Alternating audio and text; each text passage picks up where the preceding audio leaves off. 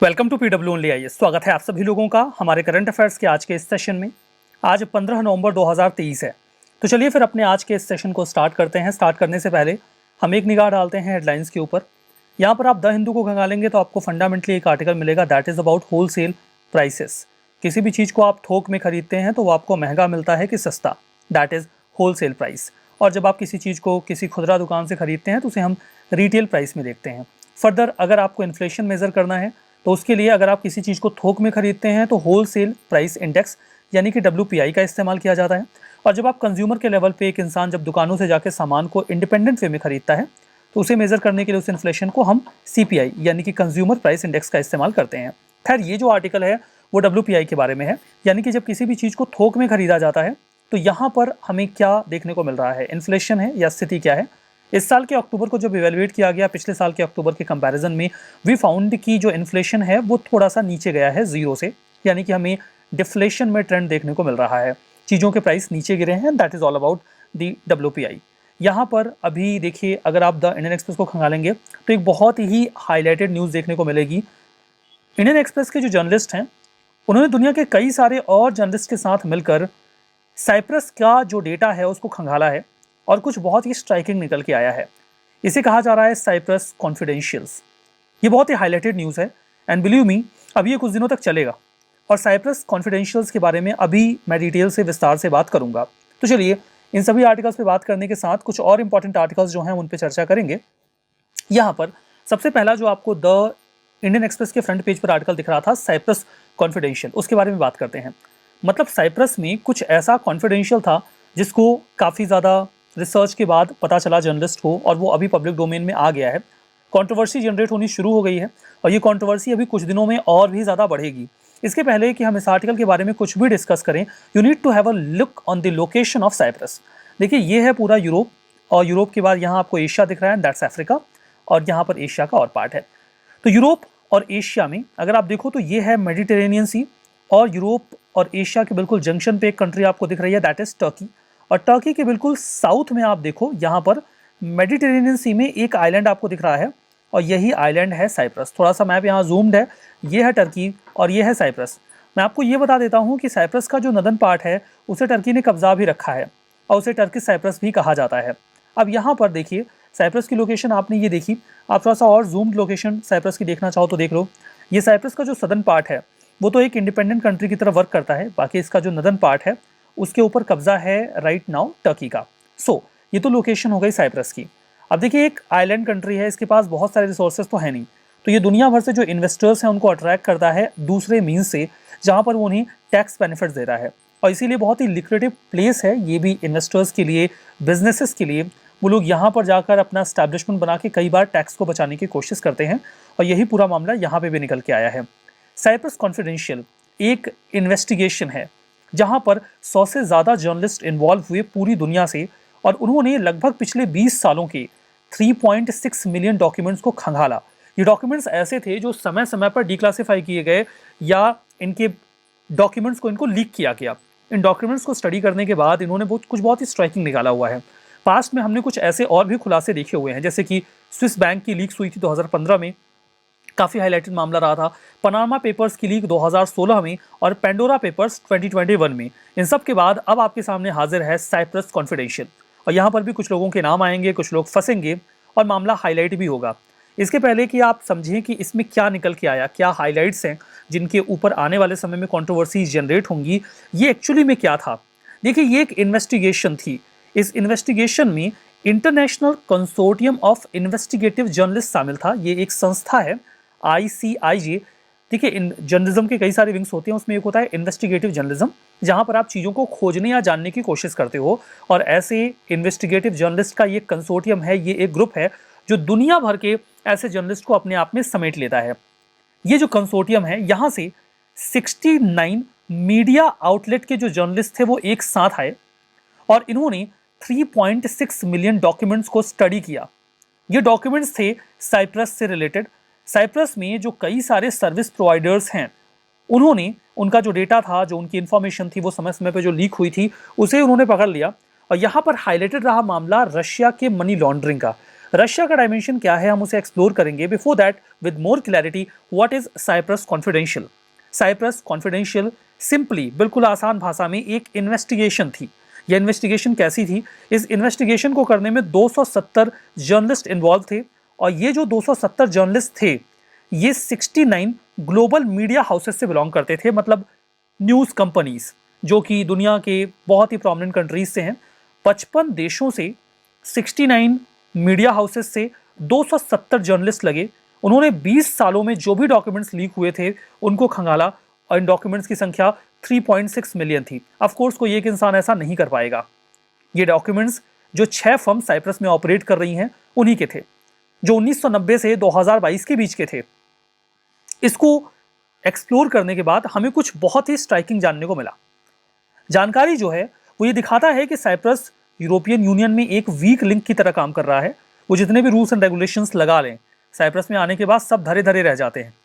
Cyprus confidential इस बात को दोहराता है और साबित करता है कि साइप्रस एक आइलैंड कंट्री के तौर पे सेफ हेवन की तरह काम करता है, जहां पे ना केवल आप अपने फंड्स को छुपा सकते हैं, बल्कि इसका फायदा रशियन ओलिगार्क्स का मतलब कुछ धनी लोगों से होता है जिनके पास बहुत सारे पैसे होते हैं, उन्होंने भी किया, और उन्होंने रिस्ट्रिक्शन से खुद को इवेड कर लिया, बचा लिया। अब यहां पर देखिए साइप्रस कॉन्फिडेंशियल में ये निकल के आया कि 100, देखो जब रशिया के ऊपर सैंक्शंस लगे, उन्होंने जब अटैक किया यूक्रेन के ऊपर, तो रशिया के ऊपर जब सैंक्शंस लगे तो सबसे पहले वहां के जो बिजनेस हाउसेस थे वो हिट हुए, और उसमें कई सारे बिलियनियर्स के ऊपर भी सैंक्शंस लगा दिए गए।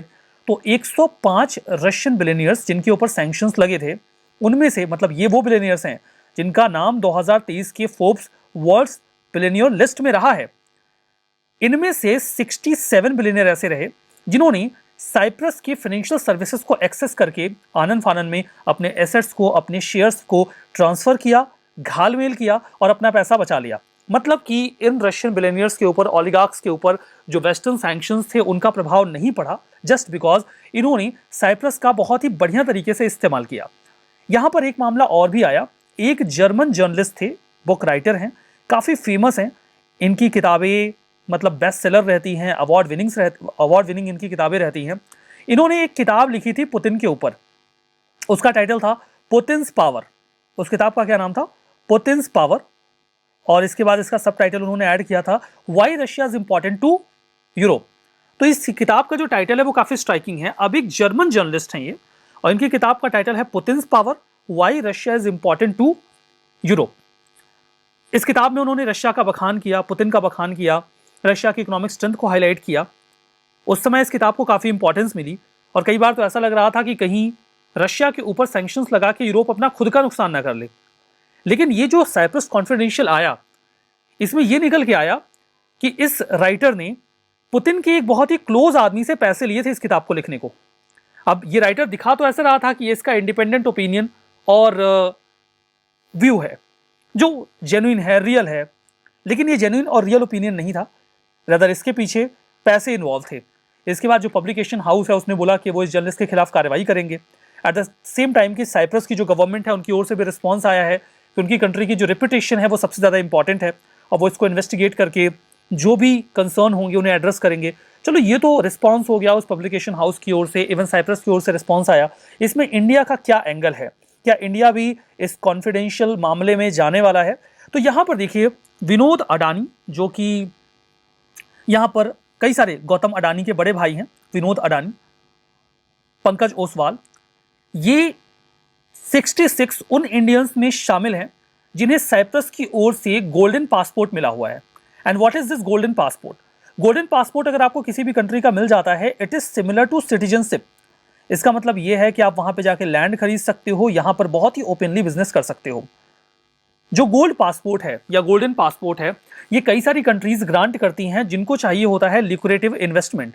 तो वो इन्वेस्टर्स को अट्रैक्ट करने के लिए उन्हें some sort of citizenship grant कर देती हैं। किसके बदले में? इन्वेस्टमेंट के बदले में। वो कैप लगा देते हैं कि आप इतने बिलियन डॉलर का अगर हमारे यहाँ इन्वेस्टमेंट कर दोगे तो हम आपको सिटीजनशिप ग्रांट कर देंगे, आपको हम गोल्डन पासपोर्ट दे देंगे। मतलब कि कई सारे बिजनेस हाउसेस ऐसे हैं जो कि साइप्रस का गोल्डन पासपोर्ट लेकर बैठे हुए हैं, और ऑफ कोर्स वहां के जो भी बिजनेस टूल्स हैं ये उनका इस्तेमाल कर रहे होंगे। तो हो सकता है कि इनके भी नाम आने वाले समय में इस पूरे कॉन्फिडेंशियल में निकल के आ जाए। तो ये तो पूरा आर्टिकल रहा साइप्रस कॉन्फिडेंशियल को लेकर, और इसके ऊपर अभी और कंट्रोवर्सी बढ़ेगी ही और नाम सामने आएंगे ही। तो चलिए आगे बढ़ते हैं अपने नेक्स्ट आर्टिकल के ऊपर, and that is about the shift from physical to digital gold. एक ऐसा जमाना था जब हम लोग बहुत ही ज़्यादा शौकीन होते थे सोने के। सोना मतलब वो स्लीप वाला नहीं, उसके तो हम बहुत जनरेशन से शौकीन हैं और आगे भी रहेंगे, उसका कोई इलाज नहीं है। लेकिन एक होता है सोना यानी कि गोल्ड, जिसका इस्तेमाल ऑर्नामेंट ज्वेलरी बनाने के लिए किया जाता है। भारत के पास बहुत ज़्यादा सोना हाउस होल्ड्स के पास होता है, घरों के पास होता है। महिलाएं कुछ ऐसी चीज़ें जिनसे बहुत ज़्यादा प्रेम करती हैं, उसमें एक सोने की ज्वेलरीज भी आती हैं। वो उसे अपने पास बिल्कुल सेफ रखती हैं, किसी को देती भी नहीं है।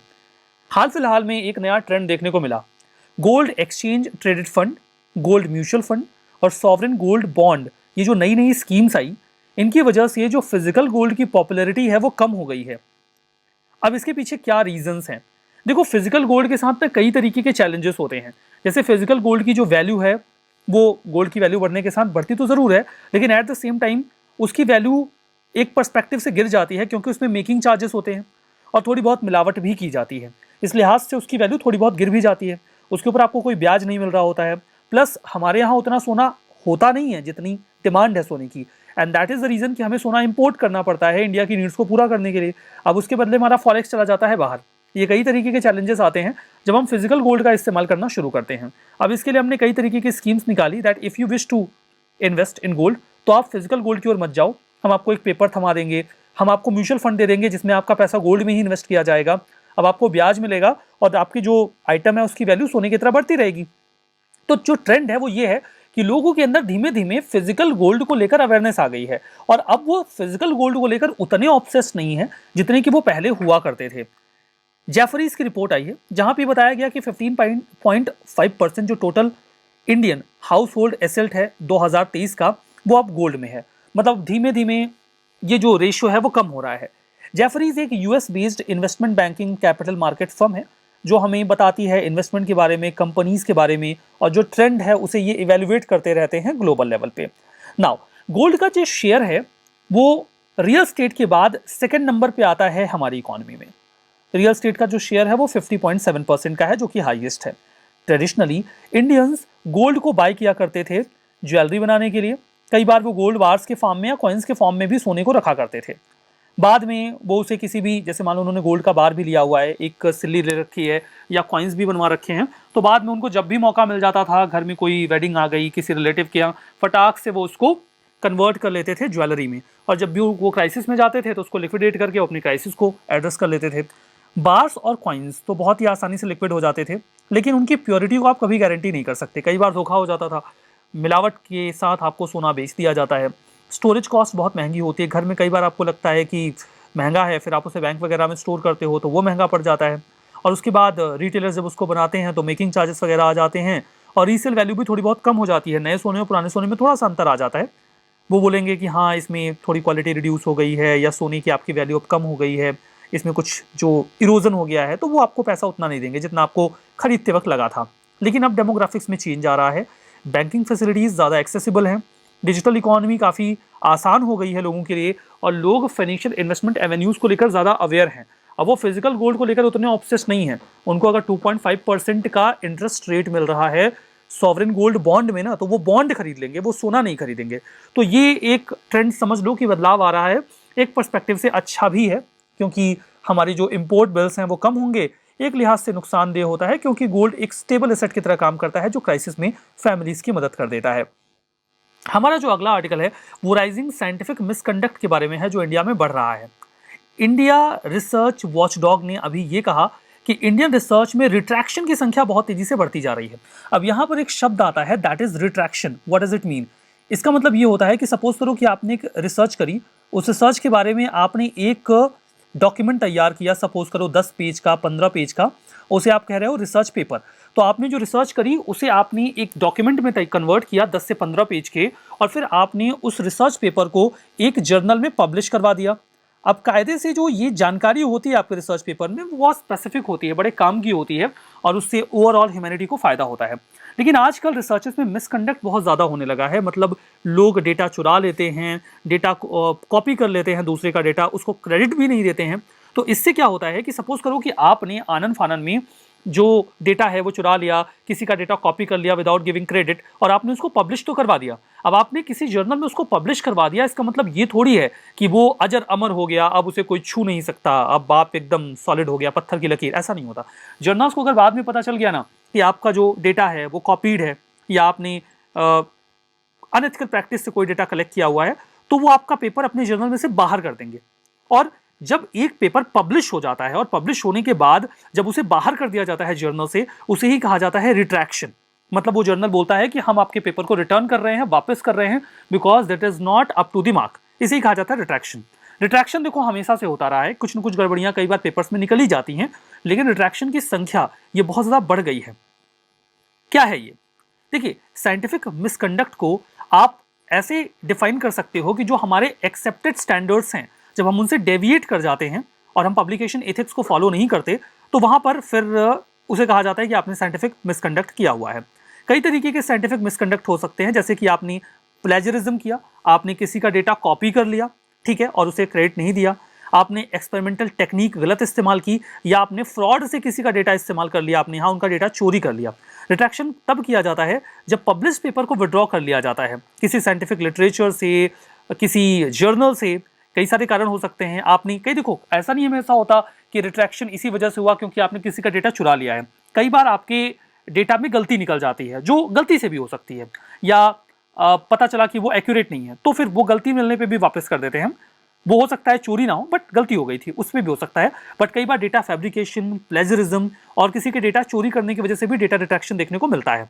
फर्दर, जब साइंटिफिक इन्वेस्टिगेशन के रिजल्ट्स हम देख रहे हैं, तो आपने किसी को क्रेडिट नहीं दिया, उसका डेटा चुरा लिया, साइंटिफिक फ्रॉड किया, आपने किसी और ऑथर का आर्टिकल लेके इमेज को, डेटा को फैब्रिकेट करके इस्तेमाल कर लिया और फिर उसको क्रेडिट भी नहीं दिया। तो 17 से 19 के बीच में जितने पेपर्स वगैरह रिट्रैक्ट किए गए थे, वापस किए गए थे, उसके कंपैरिजन में 2020 से 22 में जो रिट्रैक्शन रेट है वो 2.5 टाइम्स बढ़ गया है, और ये कंसर्निंग है। तो इसका मतलब ये समझ में आ रहा है कि जो साइंटिफिक मिसकंडक्ट है वो बढ़ रहा है। इंजीनियरिंग के जो पेपर्स थे, जो पहले रिट्रैक्शन होता था उसके कंपैरिजन में 48% ऑलमोस्ट जो रिट्रैक्शन है वो बढ़ा हुआ है, ठीक है। पहले 36% था जितने पेपर्स आते थे, अब लगभग आधा वापस देना पड़ रहा है। जबकि रिट्रैक्शन का रेट ह्यूमैनिटीज में तो 567% है। बहुत खराब हालत है भाई इंडिया के रिसर्च की। तो ये तो हमने रिट्रैक्शन का मामला देख लिया। एक और आर्टिकल मैं आपको स्ट्राइकिंग बताने वाला हूं, दैट इज ये नोटो का डेटा है। And what is this NOTTO? NOTTO देखो यहां पर है क्या, what is this NOTTO, let me tell you. Okay, जो नोटो है that is national organ and tissue transplant organisation, that is NOTTO. NOTTO ने भी ये बताया कि जितने भी ऑर्गन ट्रांसप्लांट किए जाते हैं उसमें 5 में से 4 मेन हैं। मतलब जो मेन हैं उनका ऑर्गन ट्रांसप्लांट ज्यादा हो रहा है। हमारा जनरल कंसेप्शन तो ये होता है, देखो जो हेल्थ इश्यूज हैं तो वो मेन और वुमेन को तो ऑलमोस्ट इक्वली परेशान करेंगे। ऐसा थोड़ी है कि मेन को ज्यादा इश्यूज आएंगे, वुमेन को कम आएंगे, ऐसा होता नहीं है। लेकिन यहां पर डेटा हमें कुछ और ही बता रहा है। 36,640 पेशेंट्स ऐसे थे जिनका ट्रांसप्लांट हुआ है, ठीक है। अब इसमें 29,000 अराउंड मेन है। ये डेटा अभी जो हमारे पास अवेलेबल है नोटो का, वही डेटा यहाँ पर बताया गया है। यहाँ पर एक स्ट्राइकिंग बात हमें और देखने को मिलती है, वो ये है कि पहले जो होता था ना, जैसे मान लो किसी को ट्रांसप्लांट की जरूरत है तो ऑर्गन कहाँ से आएगा। एक और जो स्ट्राइकिंग डेटा है वो ये है कि ज्यादा डेटा जो डोनर हैं, जो डेटा, ये डेटा डोनर मैं कह रहा हूँ, exactly we are talking about organ donor, ठीक है। तो ज्यादातर जो ऑर्गन डोनर्स हैं ना वो विमेन हैं। ऑर्गन्स ज्यादातर विमेन डोनेट करती हैं। अब यहां पर एक और बात बताई जा रही है कि पहले जो डोनेट किया जाता था ऑर्गन को, उसमें 75% मदर होती थी। मान लो किसी पर्सन को ऑर्गन की जरूरत है, उनकी एक जो किडनी है वो खराब हो गई है, अगर वो एक किडनी उन्हें और नहीं, दोनों खराब हो गई, उनको एक किडनी की जरूरत है, तो एक किडनी उन्हें कौन देगा? उन्हें एक किडनी उनकी माता, जो उनकी माता जी होती थी, मदर होती थी, मोस्ट ऑफ द केसेस में वो देती थी, ठीक है। और 25% केसेस में ही जो पिता होते थे वो अपना ऑर्गन डोनेट करते थे। लेकिन अब रेशियो थोड़ा चेंज हो गया है। अब 51% माँ और 49% फादर ऑर्गन डोनेट कर रहे हैं। अब यहां पर ये कंसर्निंग है। देखो हेल्थ इश्यूज इक्वली आते हैं, लेकिन अगर विमेन का ट्रांसप्लांट नहीं हो रहा है कंपैरिजन टू मेन, तो ये कंसर्निंग है। इसके पीछे के कारणों की तलाश की जानी चाहिए। क्या उनके हेल्थ इश्यूज को लेकर हम कम कंसर्न है और उनके ऊपर ध्यान नहीं दिया जा रहा है, या फिर कोई और कारण है, या एक पैटर्न देखा जा रहा है कि ऑर्गन जो फेल्योर है वो मेन में ज़्यादा है, विमेन में कम है, क्योंकि मेन ज़्यादातर एक्सपोज्ड होते हैं खराब खाने और पानी को लेकर। वो अक्सर घरों के बाहर ज़्यादा जाते हैं कंपैरिजन टू विमेन, तो वो ज़्यादा एक्सपोज होते हैं हेल्थ इश्यूज़ को लेकर। तो क्या कारण है, इसे एक्सप्लोर किया जाना चाहिए, इस पर एक प्रॉपर रिसर्च रिक्वायर्ड है।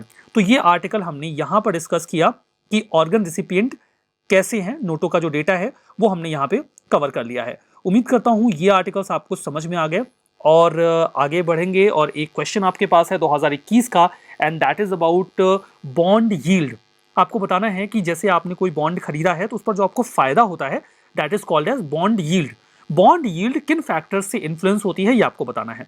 यूनाइटेड स्टेट्स के फेडरल रिजर्व ने कोई एक्शन लिया, हमारे आरबीआई ने कोई एक्शन लिया, शॉर्ट टर्म इंटरेस्ट रेट और इन्फ्लेशन में कोई बदलाव आया। आपको ये देखो तीन ही स्टेटमेंट है, ठीक है। ये कौन से फैक्टर्स हैं जो बॉन्ड यील्ड को अफेक्ट करते हैं? आपको अपना जवाब कमेंट बॉक्स में बताना है। आपको इस सेशन की पीडीएफ मिलेगी मेरे टेलीग्राम चैनल पे, जिसको आपको स्कैन को इस जो क्यूआर कोड है इसको स्कैन करके वहां पे जाना है और पीडीएफ डाउनलोड करके रिवाइज करना है। तो हमारा आज का ये सेशन यहाँ पे खत्म होता है विद होप कि आपको ये सेशन बेनिफिशियल लगा और समझ में भी आ गया। मिलेंगे नेक्स्ट सेशन, तब तक के लिए बहुत बहुत धन्यवाद।